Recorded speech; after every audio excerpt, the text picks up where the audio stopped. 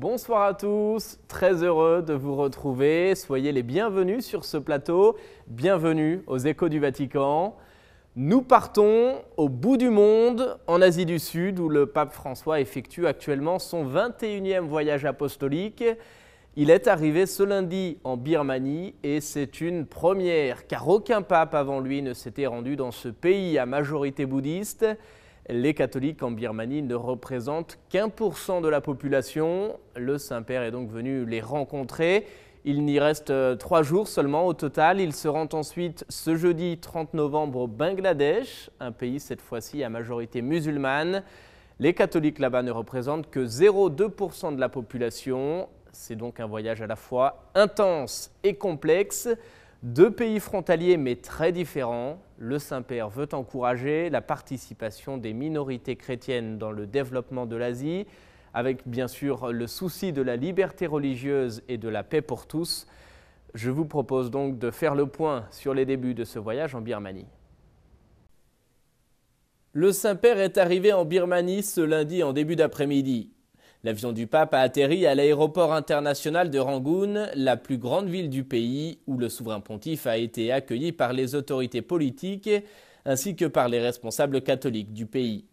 Une première en Birmanie, car aucun pape avant lui ne s'y était rendu.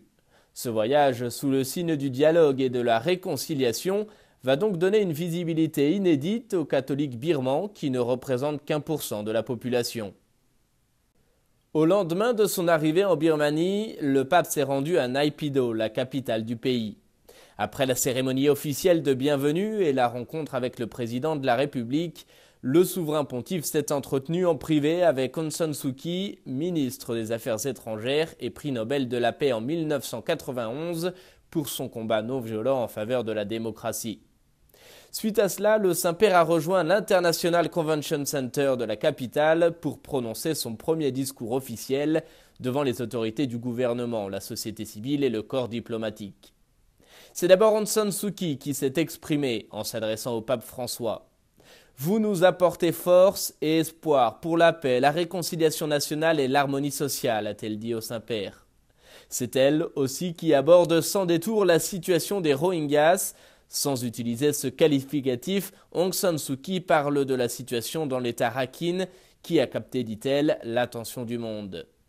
C'est un problème social, économique et politique de longue date qui a érodé la confiance et la compréhension ainsi que l'harmonie et la coopération entre les différentes communautés, explique la dirigeante birmane qui exprime son appréciation pour les encouragements du pape en faveur d'une paix durable. Le Saint-Père s'est ensuite exprimé. Il a tenu à souligner la nécessité de guérir les blessures et de respecter les minorités. François est même plus précis en évoquant la garantie du respect du droit de tous ceux qui considèrent la Birmanie comme leur maison. Il prend soin de ne pas parler directement des Rohingyas, mais la référence à cette minorité persécutée est assez claire. François ajoute par ailleurs que l'avenir de la Birmanie doit être la paix fondée sur le respect de tout groupe ethnique et de son identité. Il affirme qu'il est venu avant tout en Birmanie pour prier avec la communauté catholique et pour l'encourager dans son effort de contribution au bien de la nation.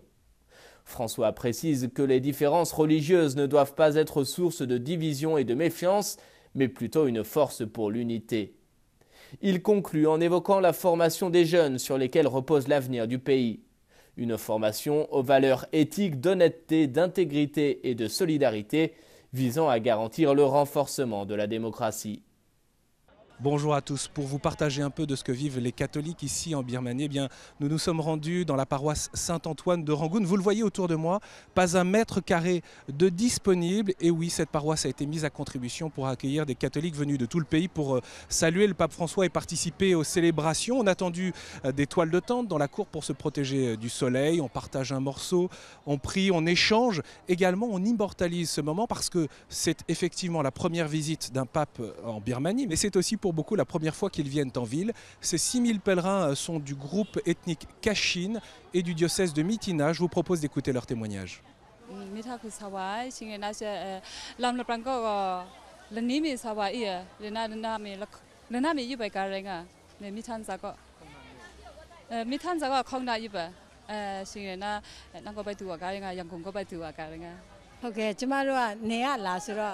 ဒါတွေကတော့ကျမတို့အတွက်အသေးဖွဲဖြစ်သွားပြီပြီးရင်လည်းဒီမှာကျမတို့ရဲ့အရှင်မြတ်ပေါ့နော်ပုပ်ရဟန်းမင်းကြီးကိုဖူးရမယ်ဆိုတော့ကျမတို့ကပို့ပြီးမှခံစားကျမတို့ခံစားရတဲ့ဝေဒနာတွေပေါ့အများကြီးတက်တာရတယ်ပျောက်သွားတာပေါ့နော်ပြီးရင်လည်းမပြောတတ်လောက်အောင်အရဝမ်းတာမှဒီလိုအတူတူဒီလိုပဲအောက်မှာခင်းပြီးမှအိတ်တယ်ဆိုရင်လည်းဘယ်လို့မှမခံစားဘူးအရမ်းပျော်တာပေါ့ကျမတို့ရဲ့ပေါ့နော်အရှင်မြတ်ပေါ့နော်ကျမတို့ပုပ်ရဟန်းမင်းကြီးနဲ့ဖူးရတယ်ဆိုတော့ကျမတို့ဒီဒုက္ခတွေကတော့ဘာမှမပြောပြတော့ပါဘူးလို့ Alors ici, évidemment, tous les paroissiens sont mobilisés dans cette paroisse Saint-Antoine créée il y a 140 ans, où d'ailleurs les prêtres des missions étrangères de Paris ont été très actifs.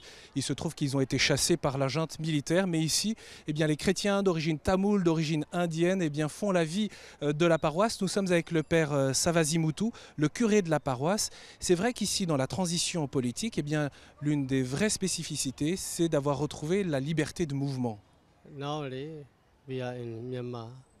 There are so many freedom, not like before. If we want to go anywhere, we have to first we have to take the permission from the government side, especially the government of the immigration. It is impossible to organize such kind of people, such kind of crowd in this place. You have to before that we have to ask everything is going on the permission. Without permission, we cannot move, we cannot study also. You can study anywhere, any school. It is also, we got the freedom now. According to the education, according to the religion, according to the politics, they are very free to move everywhere. Et puis, juste avant son départ pour la Birmanie, ce dimanche, comme chaque semaine, le Saint-Père a récité la prière de l'Angélus. Place Saint-Pierre, devant des milliers de fidèles, le pape a focalisé sa réflexion sur le sens du service. Il est revenu sur la notion de charité, en particulier vers les petits et les pauvres, car c'est notamment là-dessus que nous serons jugés. On écoute un résumé de sa réflexion. Ce dimanche, en la solennité du Christ roi, lors de la prière de l'Angélus, le pape a expliqué que le service que nous offrons aux pauvres et aux petits est le principal critère de notre appartenance au royaume de Dieu. À l'heure du jugement universel, a dit le pape, Jésus dans sa gloire nous séparera selon la charité que nous aurons mise en œuvre ici-bas. Après avoir vécu l'existence terrestre dans l'humilité et la pauvreté, Jésus se présente dans la gloire divine qui lui appartient. L'humanité entière est alors convoquée devant lui et il exerce son autorité en séparant les uns des autres comme le berger sépare les brebis des boucs. Jésus surprend les justes en offrant l'héritage du royaume de Dieu à ceux qui se sont abaissés au rang de serviteurs. Tout ce que vous avez fait à un seul de mes frères les plus petits, c'est à moi que vous l'avez fait. Jésus révèle ainsi le critère décisif de son jugement, c'est-à-dire l'amour concret pour le prochain en difficulté, a martelé François. À la fin de notre vie, nous serons jugés sur l'amour, c'est-à-dire sur notre engagement concret d'aimer et de servir Jésus dans nos frères les plus petits et les plus nécessiteux. Il nous demande de l'accueillir dès aujourd'hui, de le recevoir dans l'Eucharistie et dans le même temps de le recevoir dans nos frères et dans nos sœurs qui souffrent de la faim, de la maladie, de l'oppression et de l'injustice. Le pape exhorte ainsi à prendre conscience du fait que ce mendiant qui tend la main, c'est Jésus. Ce malade que je dois visiter, c'est Jésus. Ce prisonnier, c'est Jésus. Cet affamé, c'est encore Jésus. Le pape a donc invité nos cœurs à l'accueillir dans l'aujourd'hui de notre vie pour que nous soyons accueillis par lui dans l'éternité de son règne de lumière et de paix.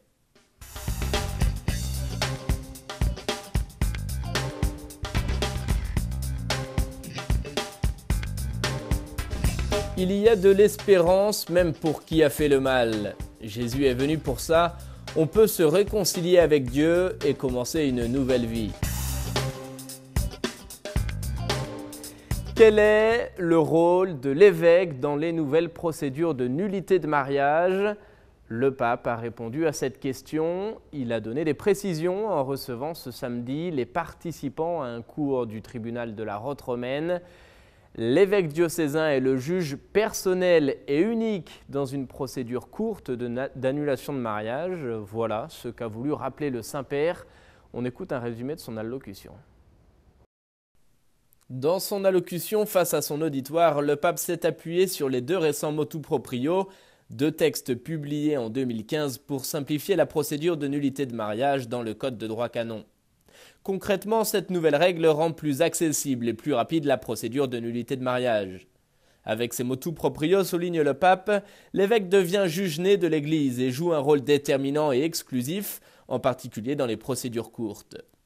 Il doit être juge tout en restant proche de ceux qui souffrent ou qui se retrouvent seuls, insiste François, car les fidèles, dit-il, attendent de la justice ecclésiale qu'elle les aide de façon compétente et factuelle afin de retrouver la paix de leur conscience et la volonté de Dieu sur la réadmission à l'Eucharistie. Depuis toujours, déplore le pape, l'évêque diocésain est exclu de facto du processus judiciaire et délègue systématiquement cet exercice aux tribunaux. Pourtant, précise le Saint-Père, la figure de l'évêque juge est la pierre angulaire, le principe constitutif de tout le processus court établi par les 2 motu proprio, car cette procédure d'annulation de mariage fait partie de sa mission d'évêque diocésain. Ce n'est pas une option, mais une obligation, réaffirme François, qui a exhorté les prélats à faire preuve de miséricorde et à rester l'évêque père, chef et juge de ses fidèles, en ne confiant jamais à d'autres diocèses le soin de ses procès et en se contentant simplement de signer la sentence. Le Soudan du Sud et la République démocratique du Congo, 2 pays ravagés par des affrontements armés qui font de plus en plus de victimes et de plus en plus de personnes déplacées. Le Saint-Père est attentif à la situation dans ces 2 pays. Pour sensibiliser au drame que vivent les populations sur place, il a présidé jeudi dernier une prière pour la paix. C'était dans la basilique Saint-Pierre. On regarde ensemble un résumé. Ce soir, par la prière, nous voulons jeter des semences de paix dans la terre du Sud-Soudan et de la République démocratique du Congo et en toute terre blessée par la guerre. C'est en substance le message du pape ce jeudi dans la basilique Saint-Pierre. Priant pour la paix dans ces 2 pays blessés par la guerre, le souverain pontife rappelle que sur la croix, le Christ a pris sur lui tout le mal du monde, y compris les péchés qui génèrent et fomentent les guerres, l'orgueil, l'avarice, la soif du pouvoir, le mensonge. Tout cela, Jésus l'a vaincu par sa résurrection. Que le Seigneur ressuscité abatte les murs de l'inimitié qu'aujourd'hui partagent les frères, spécialement du Sud-Soudan et en République démocratique du Congo. Qu'il secourt les femmes victimes de violences dans les zones de guerre et en toute partie du monde. Qu'il sauve les enfants qui souffrent en raison des conflits auxquels ils sont étrangers, mais qui volent leur enfance et parfois aussi leur vie. Quelle hypocrisie de nier les massacres de femmes et d'enfants. Là, la guerre montre son visage le plus horrible. Que le Seigneur aide les petits et les pauvres du monde à continuer à croire et à espérer que le royaume de Dieu est proche, qu'il est au milieu de nous et qu'il est justice, paix et joie dans l'Esprit Saint. Qu'il soutienne tous ceux qui, jour après jour, s'efforcent de combattre le mal par le bien, avec des gestes et des paroles de fraternité, de respect, de rencontre et de solidarité. Que le Seigneur fortifie dans les gouvernants et dans les responsables un esprit noble, droit, ferme et courageux dans la recherche de la paix par le moyen du dialogue et de la négociation. Que le Seigneur accorde à nous tous d'être des artisans de paix là où nous sommes, en famille, à l'école, au travail, dans les communautés, en tout lieu, nous lavant les pieds les uns les autres à l'image de notre Maître et Seigneur.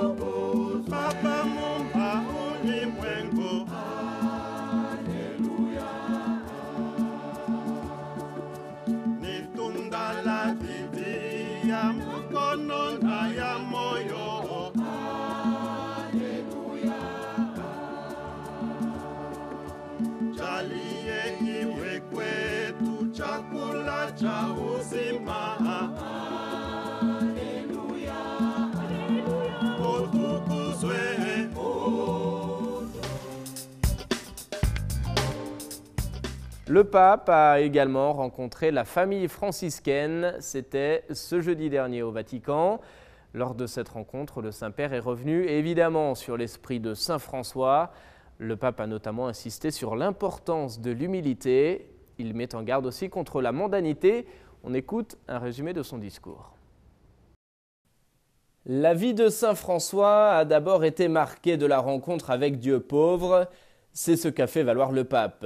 Invitant à une attitude humble et confiante avec Dieu dans la conscience de notre péché, François met en garde contre l'orgueil spirituel, la pire des mondanités. Il valorise au contraire la spiritualité franciscaine de la restitution, c'est-à-dire rendre à Dieu ce que l'on a reçu à travers la louange et le don de soi pour rencontrer les autres. Le Saint-Père appelle également à éviter tout comportement de supériorité. Il exhorte à ne pas juger activement les autres, ni à parler d'eux dans leur dos, mais à valoriser ce qu'il y a de positif chez chacun, à ne pas utiliser l'autorité pour soumettre, mais pour servir avec miséricorde. L'audience générale à présent, comme chaque mercredi place Saint-Pierre, le pape a délivré sa catéchèse. Il a poursuivi son cycle de réflexion sur la messe. Et dans sa méditation, cette fois-ci, le Saint-Père a parlé de la messe en tant que mémorial du mystère pascal. On écoute un résumé de sa catéchèse.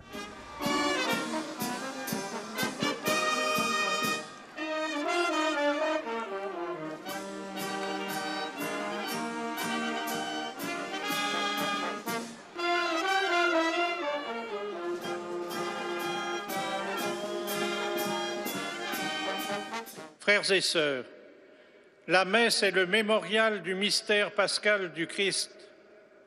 Elle nous rend participants de sa victoire sur le péché et sur la mort et donne pleine signification à notre vie.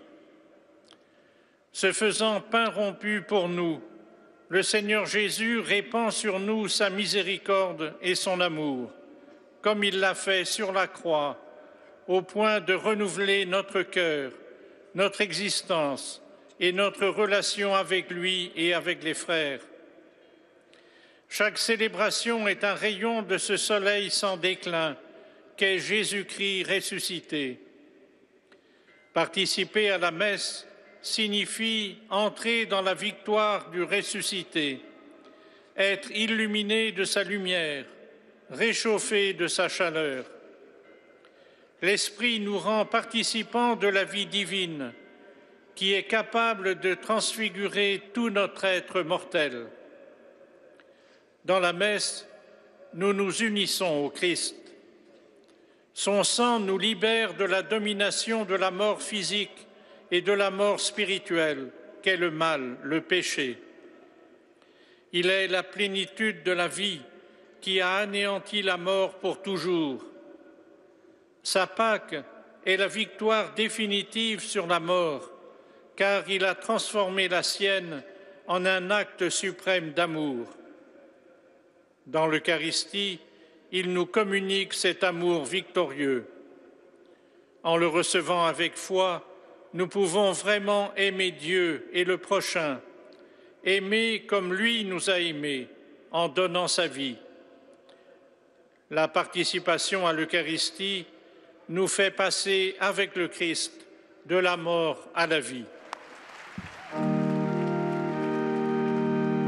Pater noster, qui es in celis, sanctificetur nomen tuum, adveniat regnum tuum, fiat voluntas tua, sicut in cielo et in terra.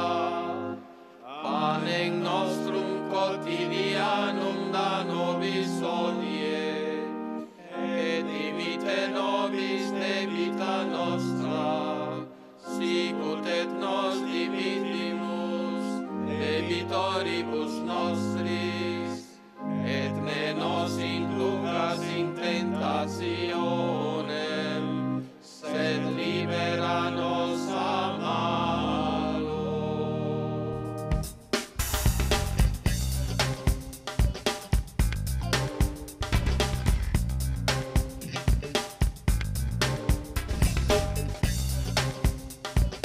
Aujourd'hui, par la prière, nous voulons jeter des semences de paix dans la terre du Sud-Soudan et de la République démocratique du Congo, et en toute terre blessée par la guerre. Et c'est ainsi que s'achève cette émission. Merci de nous avoir suivis, merci de votre fidélité. Je vous souhaite à tous une très belle soirée et je vous retrouve la semaine prochaine, même heure, même endroit, pour de nouveaux échos du Vatican.